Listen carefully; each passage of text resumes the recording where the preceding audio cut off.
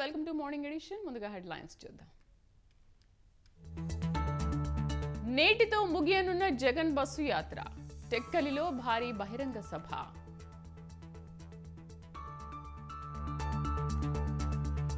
ఎన్నికల ప్రచారంలో రేవంత్ దూకుడు, ఇవాళ సికింద్రాబాద్, వరంగల్ సభలకు హాజరు.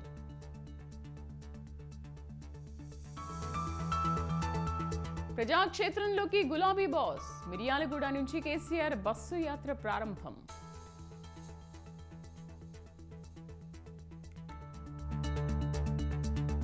నేడు తెలంగాణ ఇంటర్ ఫలితాలు, టెన్షన్లో విద్యార్థులు.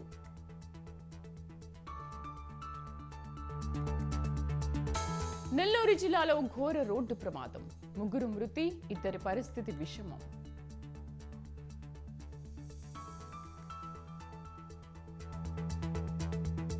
నేడు కవిత బెయిల్ పిటిషన్పై వాదనలు, ఈడీ వాదనలకు కౌంటర్ వాదనలు.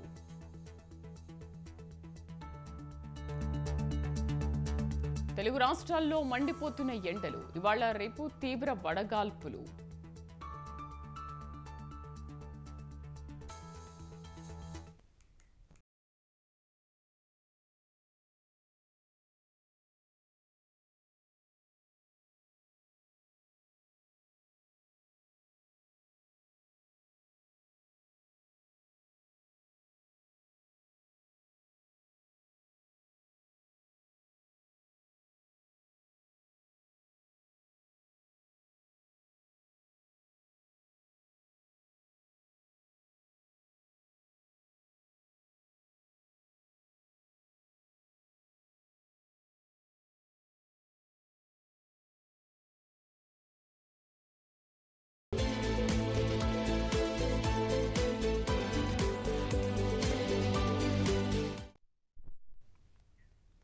లోక్సభ ఎన్నికల ప్రచారంలో తెలంగాణ ముఖ్యమంత్రి రేవంత్ రెడ్డి బిజీగా గడుపుతున్నారు. వచ్చే ఎన్నికల్లో 14 సీట్లు గెలిపే లక్ష్యంగా నిర్దిష్ట ప్రణాళికతో ముందుకు వెళ్తున్నారు. రోజుకు 2-3 బహిరంగ సభల్లో పాల్గొంటూ ప్రతిపక్షాలపై విరుచుకుపడుతున్నారు.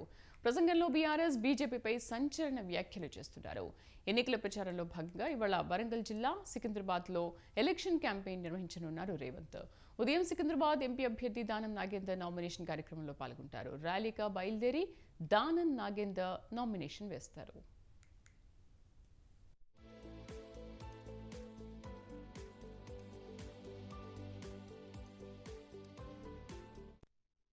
మధ్యాహ్నం వరంగల్ జిల్లాలో కాంగ్రెస్ ఎంపీ అభ్యర్థి కడియం కావ్యకు మద్దతుగా ప్రచారం నిర్వహిస్తారు. మడికొండలో జరిగే జనజాతర సభలో పాల్గొని మాట్లాడనున్నారు. భారీగా జన సమీకరణ కోసం కాంగ్రెస్ శ్రేణులు కసరత్తు చేస్తున్నారు. సభను ప్రతిష్టాత్మకంగా నిర్వహించేలా ఏర్పాట్లు చేస్తున్నారు కాంగ్రెస్ నేతలు. సీఎంగా బాధ్యతలు చేపట్టిన తర్వాత మొదటిసారి వరంగల్ జిల్లాకు వస్తున్నారు సీఎం రేవంత్ రెడ్డి. పూర్తి సమాచారం కరెస్పాండెంట్ రాజు అందిస్తారు. రాజు, సీఎంగా బాధ్యతలు చేపట్టిన తర్వాత మొదటిసారి వరంగల్ జిల్లాకు వస్తున్న నేపథ్యంలో ప్రచార కార్యక్రమాలు ఎలా ఉన్నాయి, ఎలా ఉండబోతోంది ప్రచారం?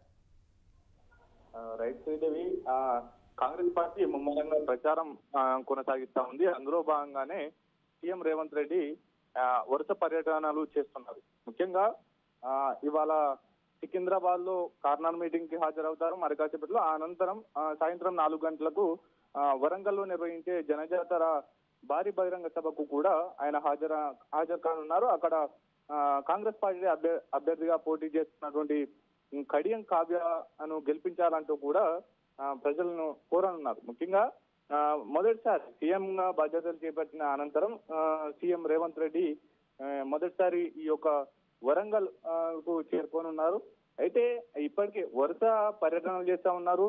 ఈ నెల 17వ తేదీ నుంచి చూసుకుంటే అటు దేశ రాజకీయాల్లో, అటు ముఖ్యంగా తెలంగాణలోనే కాకుండా కాంగ్రెస్ పార్టీని గెలిపించాలంటూ ఇతర రాష్ట్రాల్లో కూడా సీఎం రేవంత్ రెడ్డి పర్యటనలు చేస్తా ఉన్నారు. ముఖ్యంగా అటు కేరళలో ఈ నెల 17, 18 తేదీల్లో ఆయన పర్యటనలు చేయగా అనంతరం కూడా రాష్ట్రంలో పలు పర్యటనలు చేశారు.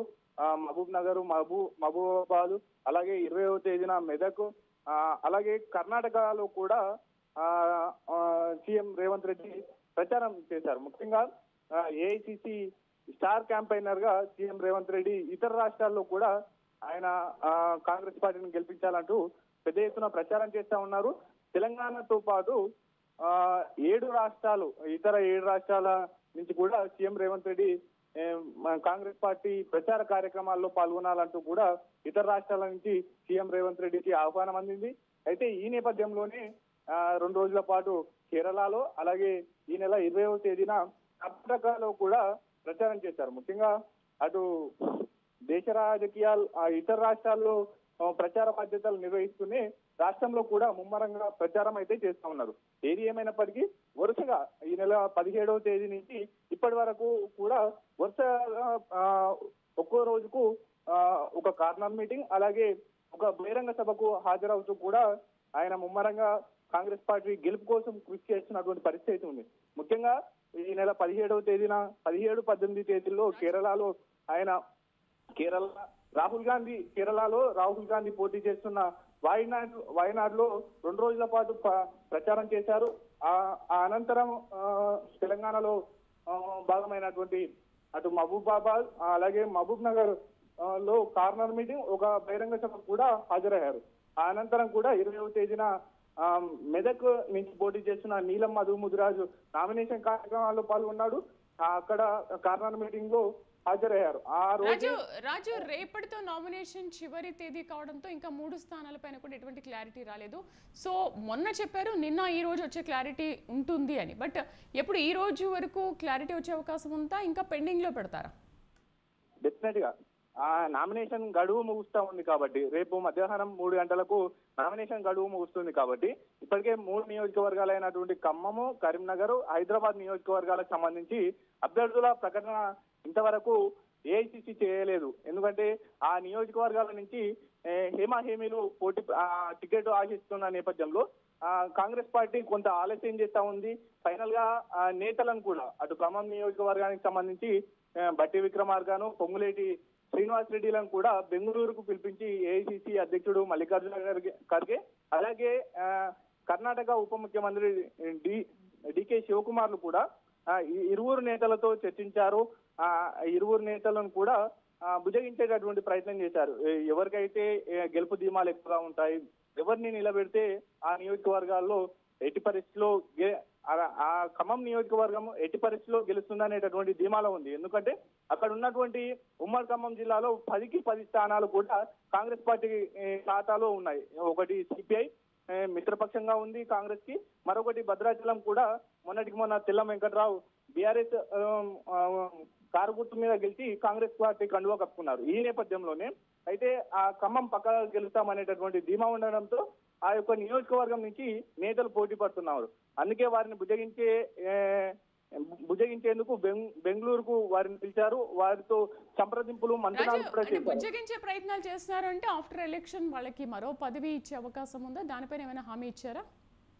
డెఫినెట్ గా ఇప్పటికే అటు చైర్మన్ పదవులు కావచ్చు, రానున్న ఎమ్మెల్సీ పదవులు, ఇతర రాజ్యసభ పదవులు కూడా నామినేటెడ్ పోస్టులు పక్కగా కేటాయిస్తామనేటటువంటి హామీ ఇచ్చారు. అయితే ఇప్పటికే పొంగులేటి శ్రీనివాస్ రెడ్డి అక్కడ తన తమ్మునికి కేటాయించాలనేటటువంటి డిమాండ్ చేశారు. బట్టి విక్రమార్క కూడా ఆయన భార్యకు లేదా ఆ నియోజకవర్గంలో కాంగ్రెస్ పార్టీకి సుదీర్ఘంగా పనిచేస్తున్న రాయల నాగేశ్వరరావుకు టికెట్ కేటాయించాలనేటటువంటి డిమాండ్ ప్రతిపాదన కూడా అధిష్టానం ముందు పెట్టారు. అయితే ఇరువురు నేతలు కాకుండా 3వ వ్యక్తి పేరు కూడా ప్రధానంగా ఆ ఇద్దరు నేతలను బుజ్జగించలేక 3వ వ్యక్తికి కూడా టికెట్ కేటాయించేటటువంటి అవకాశం అయితే మనకు కనిపిస్తా ఉంది.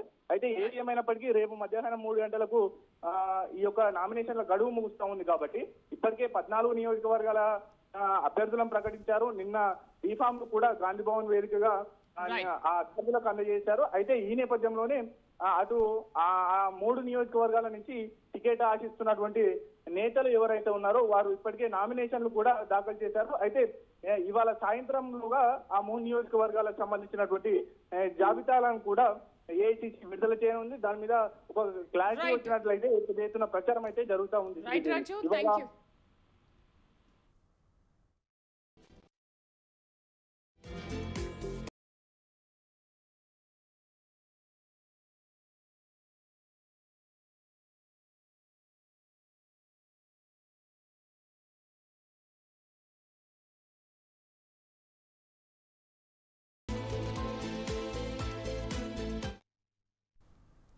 గులాబీ బాస్ ఎన్నికల ప్రచారంలోకి దిగుతున్నారు. బీఆర్ఎస్ అధినేత కేసీఆర్ బస్సు యాత్ర ఇవాల్టి నుంచి ప్రారంభం కానుంది. ఉదయం పొలంబాట, సాయంత్రం బహిరంగ సభలతో బిజీగా గడపనున్నారు. వచ్చే ఎన్నికల్లో అధిక స్థానాల్లో గెలిపే లక్ష్యంగా కేసీఆర్ ముందుకు వెళ్తున్నారు. ఇవాల్టి నుంచి మే 10 వరకు అన్ని లోక్సభ నియోజకవర్గాలను చుట్టేనున్నారు. ఇందుకోసం ప్రచార రథాలకు పూజలు కూడా చేశారు.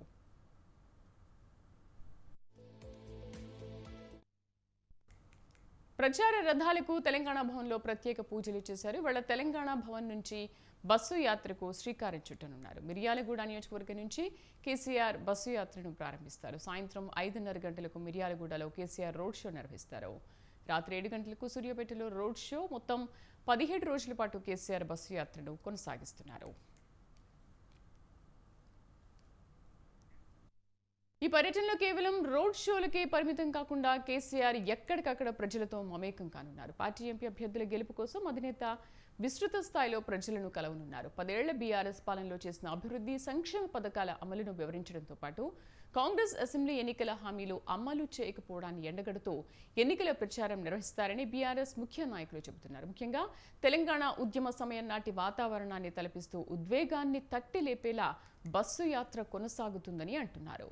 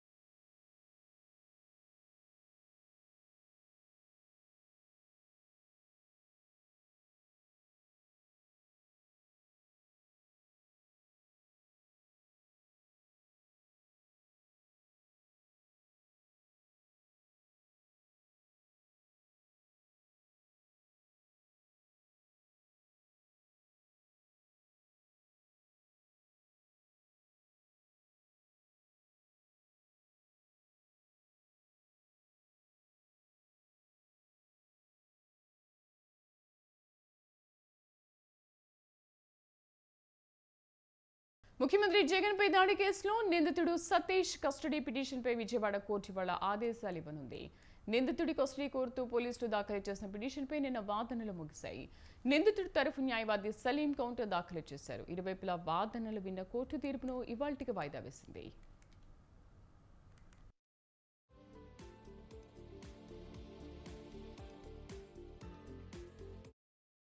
సీఎం జగన్పై దాడి కేసులో నిందితుడు సతీష్ కస్టడీ పిటిషన్పై విజయవాడ కోర్టు ఇవాళ ఆదేశాలు ఇవ్వనుంది. నిందితుడి కస్టడీ కోరుతూ పోలీసులు దాఖలు చేసిన పిటిషన్పై నిన్న వాదనలు ముగిశాయి. నిందితుడి తరఫు న్యాయవాది సలీం కౌంటర్ దాఖలు చేశారు. ఇరువైపులా వాదనలు విన్న కోర్టు తీర్పును ఇవాళ్టికి వాయిదా వేసింది. మా కరెస్పాండెంట్ సంతోష్ పూర్తి సమాచారం అందిస్తారు. సంతోష్. శ్రీదేవి, ఈ నెల 13వ తేదీన సీఎం జగన్మోహన్ రెడ్డి నియమంత్రణ బస్సు యాత్ర భాగంగా అయితే గనక ఏదైతే పర్యటనలో ఇటు సతీష్ అనే వ్యక్తి ఇటు రాయదాడి అనేది కూడా జరగడం జరిగింది. అయితే ఈ నేపథ్యంలో ఇటు సతీష్ అయితే గనక పోలీసులు అదుపులో తీసుకొని జైలుకి పంపించడం కూడా జరిగింది. అయితే ప్రస్తుతం చూసుకున్నట్లయితే కనుక సతీష్ ని కస్టడీకి ఇవ్వాలి అంటూ కూడా ఇటు పోలీసులు అయితే కనుక పిటిషన్ దాఖలు చేయడం కూడా జరిగింది. దీంతో అయితే కనుక కౌంటర్ దాఖలు చేయడం కూడా జరిగింది. నిందితుడు తరపు ఏదైతే సలీము న్యాయవాది వాదిస్తున్నారో ఆ వాదనల సందర్భంగా అయితే కనుక తను మైనర్ అంటూ కూడా తన జరిగిన సందర్భంలో అయితే కనుక దాడి జరిగిన సందర్భంలో తను మైనర్ గా ఉన్నారు.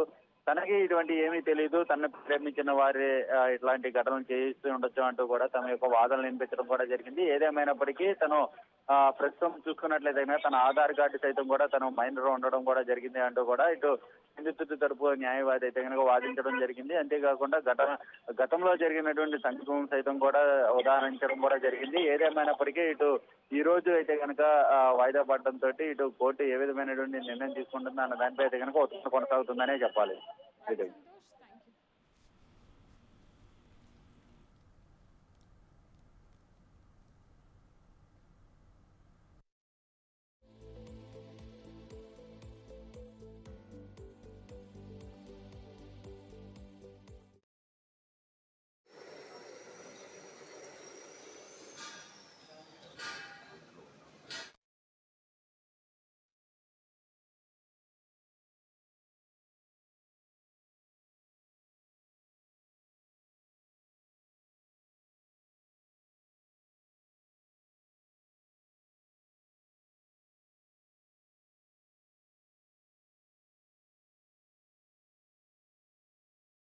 ఢిల్లీ లిక్కర్ కేసులో ఎమ్మెల్సీ కవిత బెయిల్ పిటిషన్పై రౌస్ అవెన్యూ కోర్టులో ఇవాళ వాదనలు కొనసాగనున్నాయి. ఈడీ కేసులో బెయిల్ కోరుతూ కవిత దాఖలు చేసిన పిటిషన్పై నిన్న ఈడీ వాదనలు వినిపించింది. ఇవాళ మరోసారి వాదనలు కొనసాగనున్నాయి. కవితకు బెయిల్ ఇవ్వదని ఈడీ వాదనలు వినిపించింది. లిక్కర్ స్కామ్లో కవిత పాత్రపై తమ వద్ద ఆధారాలు ఉన్నాయని స్పష్టం చేసింది. కవిత అరెస్ట్ చట్టబద్ధంగానే జరిగిందని సెక్షన్ 19 ప్రకారమే కవితను అరెస్ట్ చేశామన్నారు ఈడీ తరఫు న్యాయవాది. కవితకు అనుకూలంగా సుప్రీంకోర్టు ఎలాంటి ఉత్తర్వులు ఇవ్వలేదని కోర్టు దృష్టికి తీసుకెళ్లారు.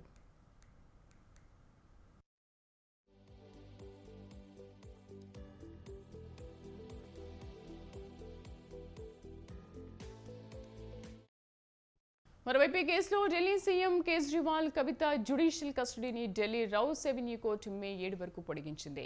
ఈ కేసులో ఈడీ తొలుత కవితను తర్వాత కేజ్రీవాల్ ను అరెస్ట్ చేసింది. ఇద్దరి జ్యుడిషియల్ కస్టడీ నిన్నటితో ముగిసింది. ఈ నేపథ్యంలో ఉదయం కేజ్రీవాల్ మధ్యాహ్నం 2 గంటలకు కవిత వీడియో కాన్ఫరెన్స్ ద్వారా విచారణకు హాజరయ్యారు. ఇద్దరి కస్టడీని పొడిగించాలని దర్యాప్తు సంస్థలు న్యాయమూర్తి కావేరి భవేజాను కోరాయి. కవితను మార్చి 15న హైదరాబాద్లోని నివాసంలో ఈడీ అరెస్ట్ చేసింది. కవిత తిహార్ జైల్లో ఉండగా ఇదే కేసులో ఏప్రిల్ 11న సిబిఐ అరెస్ట్ చేసింది. 12న కోర్టులో హాజరుపరచగా కోర్టు అనుమతితో 3 రోజుల కస్టడీలోకి తీసుకుని ఆమెను ప్రశ్నించింది. ఈడీ కేసులో 23 వరకు రిమాండ్ ఉండడంతో అదే తేదీ వరకు సిబిఐ కేసులోనూ కోర్టు జ్యుడిషియల్ కస్టడీ విధించింది. కేజ్రీవాల్ను ఈడీ మార్చి 21న అరెస్ట్ చేసింది. మరుసటి రోజు కోర్టులో ప్రవేశపెట్టింది. 28 వరకు కస్టడీలోకి తీసుకుని విచారించింది.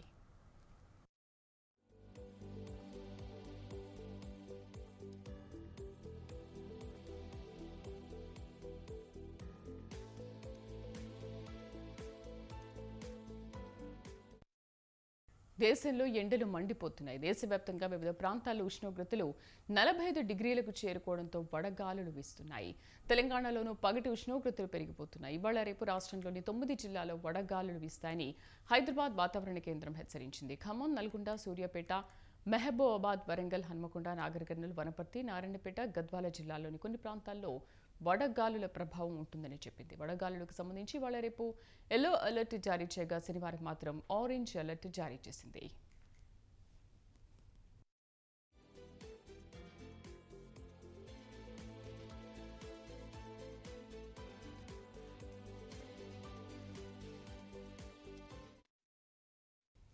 మరో 2 రోజుల పాటు ఇదే తరహాలో ఉష్ణోగ్రతలు నమోదవుతాయని, సాయంత్రం రాత్రి వేళల్లో ఉరుములు మెరుపులతో అక్కడక్కడ జల్లులు కురిసే అవకాశం ఉందంటున్నారు. నగరంలో ఎండల ప్రభావంతో విద్యుత్ డిమాండ్ రికార్డు స్థాయిలో పెరిగిపోతోంది. ఇక వడదెబ్బ వల్ల మంగళవారం రాష్ట్రంలో 5 మరణించారు.